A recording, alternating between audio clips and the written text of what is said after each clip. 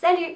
J'espère que vous appréciez ce module qui explore comment les bandes dessinées utilisent leur format pour raconter des histoires de femmes souvent oubliées par l'histoire. Dans cette vidéo, nous allons passer un peu de temps sur une artiste que j'aime particulièrement, Cathal Müller, et ses biographiques dessinées.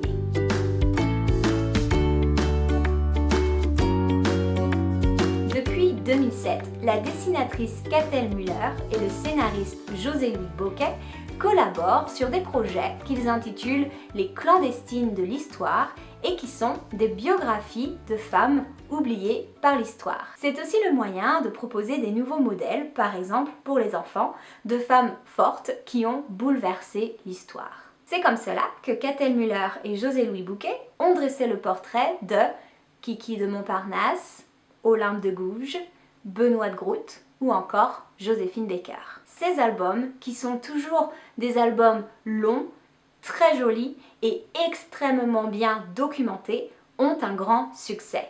Le premier numéro, par exemple, en 2007, le roman graphique Kiki de Montparnasse a obtenu un énorme succès en France et dans d'autres pays avec plus de 100 000 exemplaires vendus. En plus de la beauté évidente de ces albums, ce qui fait l'originalité particulière de ces œuvres, c'est ce que Cathal Müller appelle les biographiques, un format particulier de biographie illustrée. Or, la biographique est un format idéal pour transmettre des messages, pour raconter des histoires et pour informer le lectorat. Il est court, on peut le lire rapidement. Il est visuel, il propose des couleurs et des formes attractives. Il est original, il propose de raconter une histoire sous un format nouveau. Il est captivant.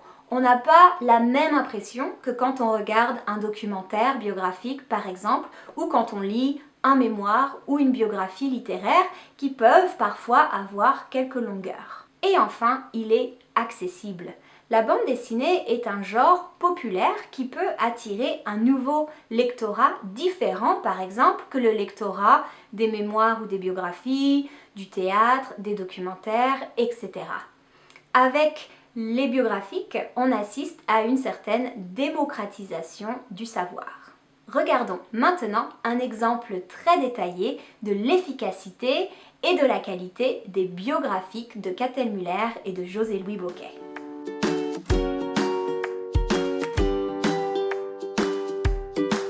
En 2016, Cathal et Bocquet publient Joséphine Baker, une biographique qui raconte l'histoire de la danseuse et chanteuse et militante américaine qui est devenue très célèbre dans les années 20 en France et dans le reste du monde. Joséphine Baker est une figure historique fascinante.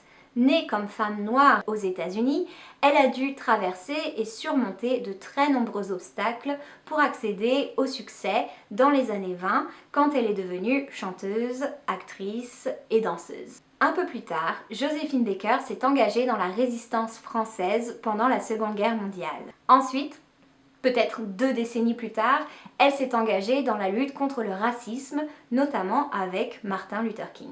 Cette histoire fascinante et inspirante, c'est ce que raconte le livre de Cathal et Bocquet sur Joséphine Baker.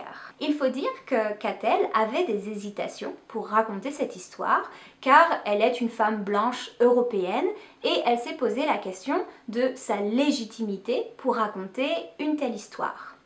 Mais après une conversation avec le fils de Joséphine Baker, Jean-Claude, elle a décidé de commencer son histoire et le résultat est magnifique. Dans cet ouvrage de 500 pages, on trouve bien sûr l'histoire illustrée de Joséphine Baker, mais aussi une chronologie de sa vie, ainsi que des notices biographiques sur toutes les personnes qui ont été importantes dans sa vie. Le travail de documentation est rigoureux et phénoménal, et bien sûr, esthétiquement, l'ouvrage est irrésistible. Par exemple, prenons cette planche. À la page 400, la biographique raconte le discours de Joséphine Baker à Washington DC pendant la célèbre marche sur Washington du 28 août 1963. Aujourd'hui, il existe une mémoire collective de ce jour et du fameux discours de Martin Luther King avec la répétition de la phrase « I have a dream ». La planche contient seulement 4 cases qui sont claires et simples et qui montrent Joséphine Baker pendant son discours et pendant l'arrivée de Martin Luther King. Dans ces 4 cases, il est très facile d'identifier ce moment historique.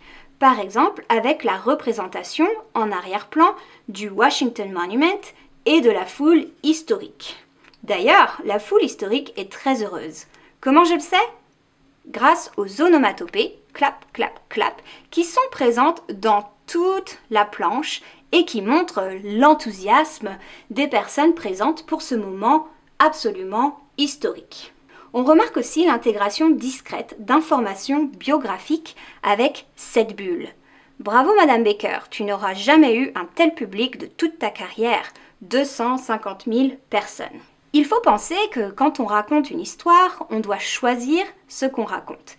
Et avec 500 pages, il faut vraiment choisir les informations. Imaginez cette information dans un documentaire. On entendrait peut-être une voix off par-dessus le discours de Joséphine Baker qui dirait « Ce jour-là, Joséphine Baker a eu son plus grand public » avec 250 000 personnes présentes pour écouter son discours. Mais ici, avec la biographique, cette information est très digestible, elle est dynamisée par l'image et le dialogue avec Joséphine Baker. On voit donc ici que l'outil graphique est essentiel et utile pour raconter la vie de Joséphine Baker.